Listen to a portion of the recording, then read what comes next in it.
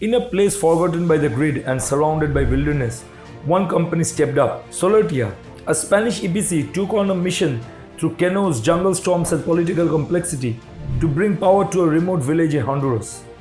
With no trained labor, fragile terrain, and hurricane-class winds, it wasn't just engineering, it was survival. This isn't just a solar story, it's an expedition against the impossible. Catch the untold journey in this episode of Selling the Storm, only on ENF TradeTV.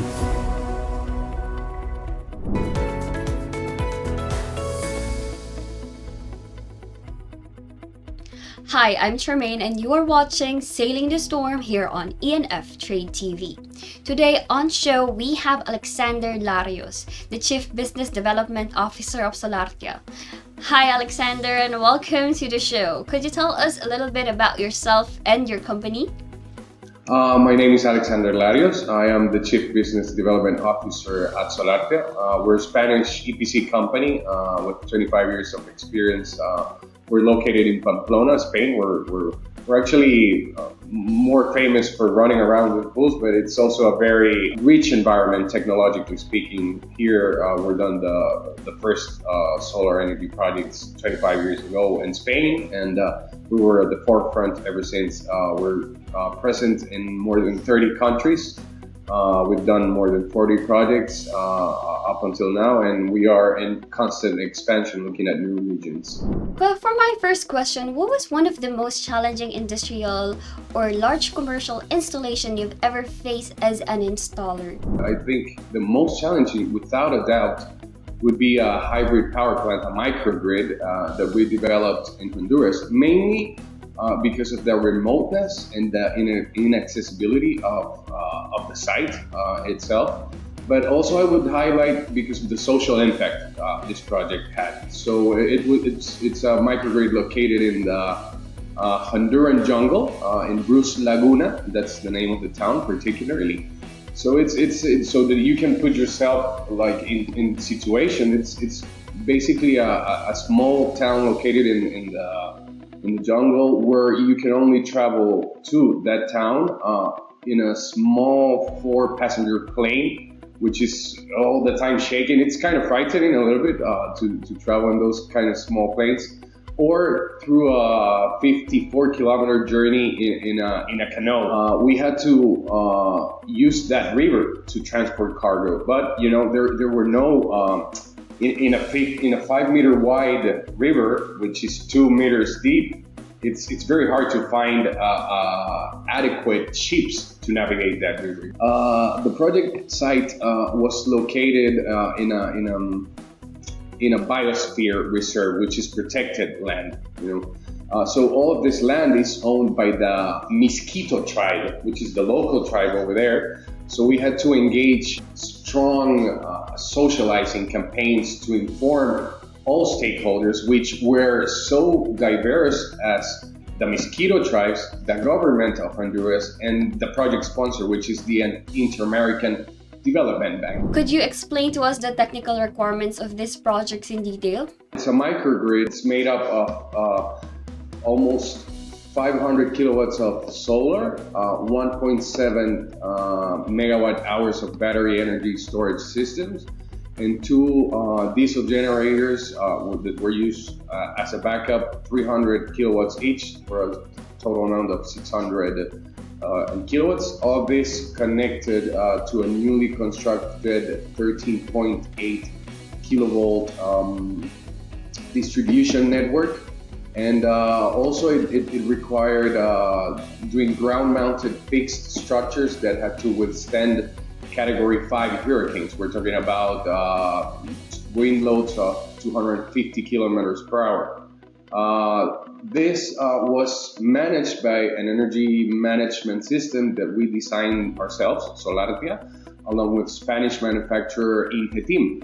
This allowed for complete off-grid operation using both the diesel generators and the battery energy storage system. It provided power to around 5,000 people that before that they had no access to electricity. Which of the technical requirements posed a challenge and how did your team overcome it? Yeah, well, look, the microgrid had to be designed not just to withstand 250 kilometer hour wind loads, but it also had to ensure 24-hour energy availability. So it required all microgrids are challenging because you have to be very multidisciplinary because it has so many components. But needless to say, it had to be fully and seamless integrated, all of the main components. We're talking diesel generators and solar modules, as well as the battery energy storage system. They had to be seamless integrated to high power transformers, to high voltage equipment, including switch gears and protection relays as well. Developed a SCADA system to control all of this. It was very challenging in terms of trying to work around the conditions that we had on site because it was very swampy terrain where you had groundwater 50 centimeters below the surface, so it was very tricky, and as an innovative approach, I think the use of LFP, lithium-ion batteries, that's lithium ferrophosphate batteries, ensured higher operational safety and efficiency. And we also had to get very creative to adapt the foundations of our plant to withstand those wind loads while being on a swampy terrain. So we had to do this creative micro piles components used for heavy equipment combined with an innovative ballast system that allowed for the project to withstand any wind load. Now, let's see some unforeseen complications during the day of the project. Like, how did you adapt your approach in real time? One of the challenges was to find out that there was no certified or trained whatsoever local workmanship. So we had to train and certify local workers how to work safely and cleanly. We had to train them electrically as well, just to comply with all the regulations, international and local regulations as well. Please take into account that this was very poor people, extremely poor people. So there was no electricity in town. There was no water at times. There was no hot water, of course. So we had to live under extreme conditions, very harsh conditions. We also have a beautiful story about the lady, Miss Noemi, who was feeding us. She had a small restaurant she had their usual clients, but during the time that we were there, she had many clients because people were coming just to talk to us, and we were eating there all the time, and we paid generously for that. So she was very happy. She was able to then, improve her house as well. So the extreme harsh conditions that those people live in are worth mentioning as well. Yeah. So our audience want to understand this type of challenges, you see, because especially this is a very unique one. You are a company from Spain and your installation was in Honduras. So was there any challenges in terms of the shipping and how you transported it from one country to another? There was a lot of shipping involved because we are in the end we're an EPC company. Quite surprising to find out that although there are many logistics companies in the country, none of them were willing to transport cargo up to Cruz Laguna.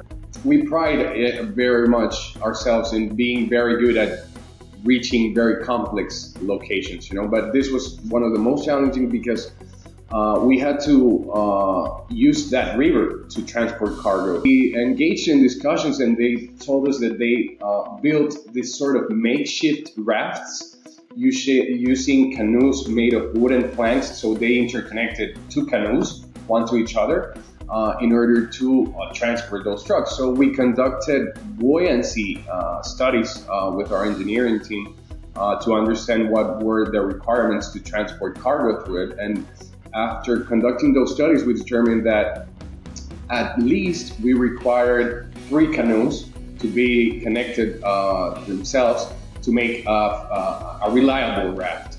So once we did that, we started testing the raft first with sending local tools, sending working tools, which were heavy enough to test the rafts, but were not as sensitive as sending, for example, a diesel generator or a battery energy storage system.